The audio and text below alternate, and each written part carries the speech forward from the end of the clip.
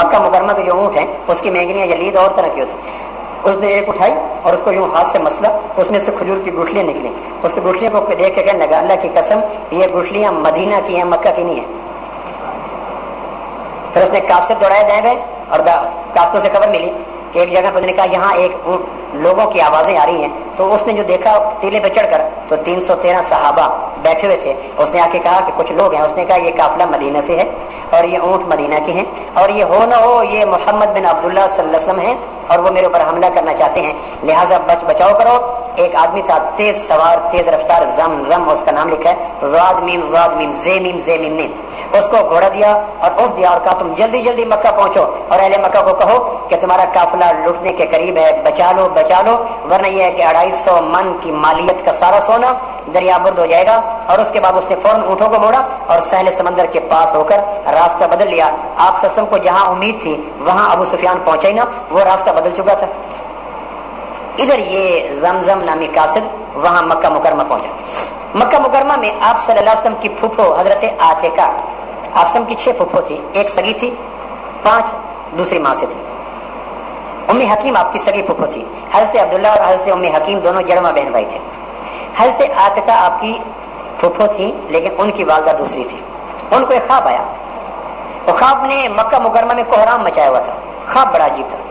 اس نے اپنے بھائی عباس کو بلایا, عباس آپ وسلم کے چچا تھے. تو عاتکہ نے اس کو بلایا کہ مجھے خواب آیا ہے. کیا؟ اس نے کہا ایک اونٹ سوار, خواب میں نے دیکھا ایک اونٹ سوار آیا اور اس نے مکہ مکرمہ میں آ کے آواز لگائی, او دھوکے بازو, او غدارو, جلدی جلدی اپنی قتل گاہوں کی طرف چلو. یہ آواز لگی اور مکہ کے ہر گھر سے کوئی نہ کوئی آدمی اس آواز کو سن کے باہر نکلا. پھر وہ اونٹ سوار بیت اللہ کی چھت پہ چڑھا اور اس نے کہا او غدارو, او دھوکے بازو, اپنی اپنی قتل گاہوں کی طرف چلو. اور یہ کہا اور پھر وہاں سے اترا اور جبل ابو قبیس مکہ مکرمہ کے پاس صفا اور مروہ کی طرف پہاڑ ہے, پھر وہاں گیا اور اس نے سارے مجمع کو کہا جلدی آؤ اور اپنی قتل گاہوں کی طرف چلو. پھر یہ کہہ کر اس نے جبل ابو قبیس سے ایک پتھر لڑکایا, اس کے ٹکڑے ہوئے اور وہ ٹکڑا مکہ کے ہر گھر میں کوئی نہ کوئی ٹکڑا جا گرا. اور اس کے بعد میری آنکھ کھل گئی. خیر نہیں ہے, اہل مکہ کسی قتل گاہ کی طرف جانے والے ہیں اور ہر گھر سے کوئی نہ کوئی قتل ہونے والا ہے. حضرت عباس کو کہا یہ خواب کسی کو بتانا نا. حلق سے نکلی خلق میں گئی. حضرت عباس نے امیہ کو بتایا, امیہ نے ابو جہل کو بتایا. ابو جہل کا نام ابو الحکم تھا. وہ تو نبوت کی راہوں سے دوسری راہ اختیار کرنے کی وجہ سے ابو جہل بن گیا. ابو جہل نے کہا اچھا پہلے تمہارے یہاں مرد نبی تھے اب عورتیں بھی نبی ہوگی. اس نے مذاق کیا, پہلے مرد نبی بنواتے تھے اب عورتوں کو بھی نبی کرنا شروع کر دیا. اس نے کہا عاتکہ نے کیا کہا؟ عاتکہ نے یہ کہا کہ 3 دن کے اندر اندر غدارو اپنی قتل گاہوں کی طرف چلو. اس نے کہا چلو اچھا اب تو پہلا دن آ جائے. کہاں کہ 3 دن دیکھ لیتے ہیں. 3 دن کے بعد اگر کوئی ایسی قتل کی خبر آئی تو ہم بھی مان لیں گے کہ سچی ہے. تیسرا دن حضرت عباس کہتے ہیں میں طواف کر رہا تھا تو ابو سفیان ابو جہل مکہ میں بیٹھا, حرم میں بیٹھا تھا. اتنے میں باہر سے چیخ پکار کی آواز ہے.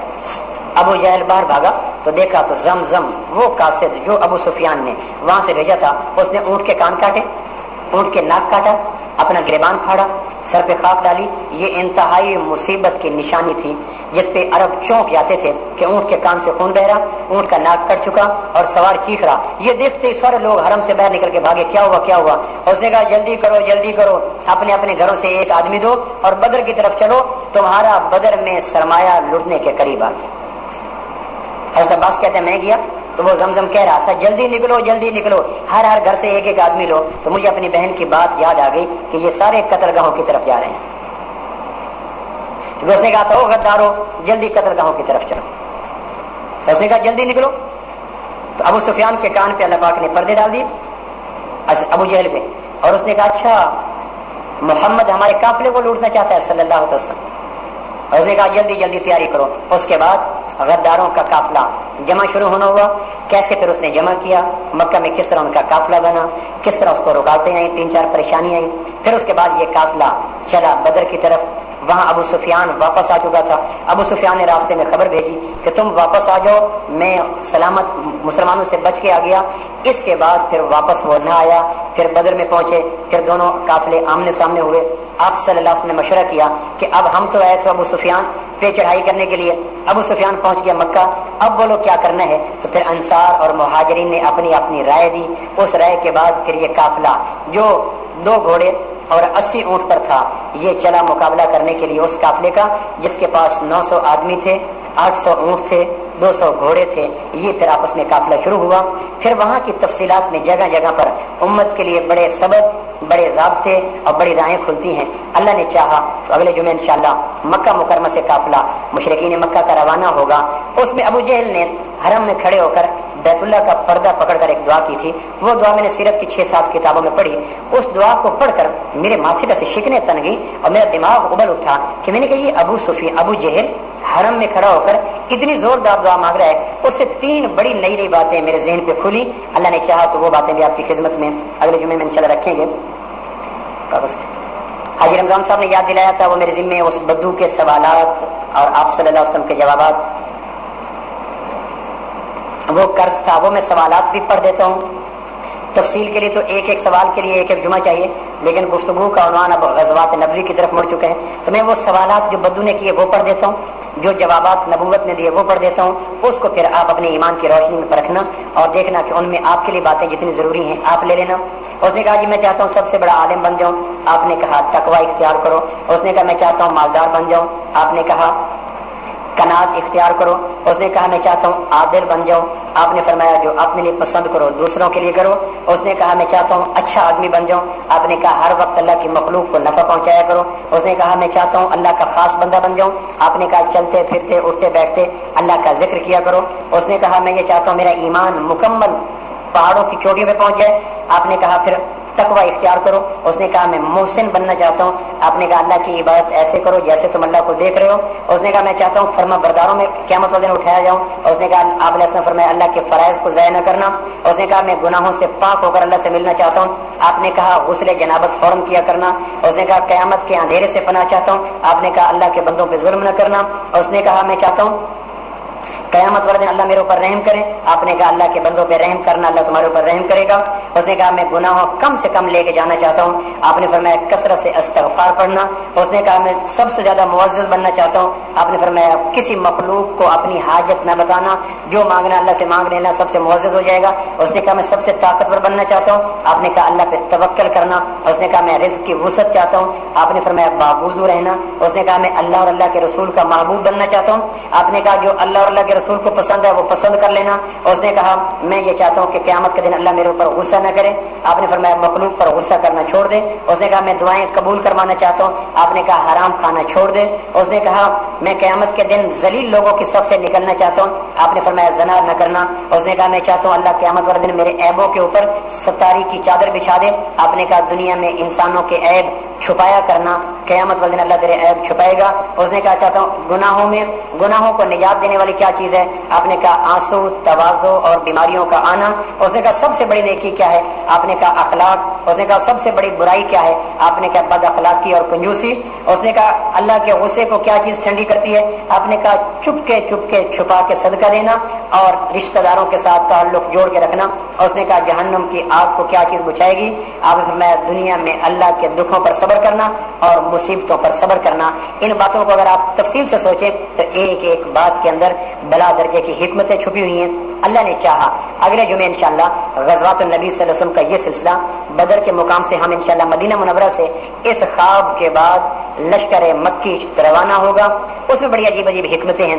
آپ کو اگر اللہ توفیق دے بدر کے لشکر میں ہم تو شامل نہ ہو سکے, کم از کم بدر کے تذکروں سے محروم نہ ہو جائیں.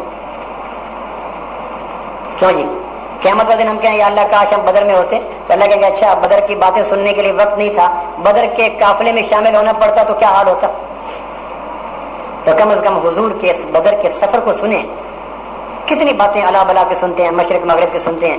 میں اور آپ کم از کم حضور صلی اللہ علیہ وسلم کے غزوات کو سنیں, خود سنیں, بچوں کو سنیں. ان باتوں کے سننے کے بعد فائدہ یہ ہوتا ہے کہ بچے آہستہ آہستہ اسی ماحول میں جاتے ہیں جہاں کی باتیں سنتے ہیں. گزشتہ جمعہ میں نے عرض کیا تھا کہ اللہ آپ کو توفیق دے, تو آپ علیہ السلام فرمایا تھا کہ جن کو اللہ توفیق دے سال میں ایک دفعہ مجھے ملنے کے لیے ضرور آیا کرے. تو عمرے پہ اللہ توفیق دے تو ہاں. پھر آپ فرمایا تھا کہ جس نے رمضان المبارک میں عمرہ کیا اس نے گویا میرے ساتھ حج کیا. ایک بوڑھی خاتون نے کہا جی میں حج تو کر نہیں سکتی, میں کیا کروں, بوڑھی ہو گئی ہوں. آپ فرمایا پھر رمضان کا عمرہ کر لیا کر, میرے ساتھ حج کا ثواب مل جایا کرے گا. ایک نے کہا جی میرے پاس پیسے بڑے مشکل سے اکٹھے ہوتے ہیں, اب فرمایا پھر عمرہ کر لیا کر، پیسے تیرے محفوظ رہیں گے، عمرہ میرے ذمہ ہو جایا کرے گا۔ اور میرے ساتھ پچھلے سال ایک آدمی عمرہ کر کے میں نے اس کے حدیث سنائی، وہ چونک کھڑا ہو کہ اللہ کی قسم جو میں نے پیسے عمرے پہ خرچ کیے تھے، آتے ہی وہ اللہ نے پیسے ایسے غیب سے دیے کہ وہ پیسے بھی مل گئے اور حج کے پیسے بھی مل گئے۔ لیکن اس کے لیے یہ ہے کہ پہلے ایاک نعبد، پہلے ہم مانیں، و ایاک نستعین، پھر اللہ سے مانگیں۔ یہ نہیں کہ پہلے آ جائے اور پھر ہم جائیں، ایسا ایمان نہیں ہے۔ ایمان کا تقاضا یہ ہے کہ پہلے دیں پھر لیں، تو اللہ توفیق دے۔ اس پہ سرمایہ نہیں، چاہت چلتی ہے۔ جو لوگ سوچتے رہ جاتے ہیں وہ رہ جاتے ہیں۔ اللہ توفیق دے تو رمضان المبارک میں انشاءاللہ اس دفعہ یہاں سے عمرہ کی جماعت جائے گی۔ آپ کو بھی اللہ توفیق دے تو عمرے پہ جانے کے لیے خود بھی تیار ہوں، اپنے بچوں کو بھی تیار کریں۔ یقین جانے نیکی سے نیکی جنم لیتی ہے۔ مرغی کے انڈے سے مرغا ہی نکلتا ہے یا مرغی نکلتی ہے، اور مرغی کے انڈے سے کبھی کچھوے نہیں نکلتے، اور کتیا کے پیٹ سے کبھی انسانوں کے بچے پیدا نہیں ہوتے۔ نظام ہے قدرت کا، نیکی سے نیکی نکلتی ہے، نیکی سے بدی نہیں نکلتی۔ یہ کیسے ممکن ہے کہ آپ عمرے پہ جائیں اور اللہ آپ کا نقصان کر دے؟ ایسا ہو نہیں سکتا۔ امیہ جب یہ قافلہ تیار ہو رہا تھا نا مکہ والوں کا، تو امیہ نے کہا میں نہیں جاؤں گا۔ تو ابو جہل نے کہا کہ پھر خوشبو کی دھونی لے کے بیٹھ جا، خوشبو کی دھونی عورتیں وہاں دیا کرتی، ایک تانا تھا کہ پھر عورتوں کی طرح بیٹھ جا۔ اس نے کہا تو جاتا کیوں نہیں؟ اس نے کہا مجھے سعد بن معاذ صحابی تھے، ایک دفعہ عمرہ کرنے کے لیے آئے تھے مکہ مکرمہ میں۔ تو ابو جہل نے ڈانٹا، سعد اس کو سامنے پڑ گیا کہ اگر تو میرا عمرہ بند کرے گا تو میں تیری شام کی تجارت بند کر دوں گا۔ اس پر یہ امیہ کے مہمان تھے۔ امیہ نے سعد رضی اللہ عنہ کو کہا یہ سردار ہے، اونچا مت بولو۔ تو حضرت سعد نے کہا بکواس مت کر، تو قتل ہونے والا ہے، ہمیں ہمارے نبی نے کیا دیا تھا، ان قریب امیہ قتل ہو جائے گا۔ تو جب یہ لشکر جانے لگا تو یہ امیہ کہنے لگا بھائی میں تو نہیں جاتا۔ اس کافر کو یقین تھا اپنے قتل ہونے پر، اور ہمیں یقین نہ ہو عمرے کے پیسے واپس ہونے پر، تو یقین کو تول لیں کہ یقین کی سطح کس کی بڑھ گئی۔ لیکن ملعون اس کو دھکا دے دو کہ پھر لے آیا ابو جہل، اور پھر اس بیچارے کا انجام بڑا برا ہوا تھا۔ لیکن اس نے کہا تھا میں نہیں جاؤں گا، پھر اس نے کہا میں مدینہ سے مکہ سے باہر کا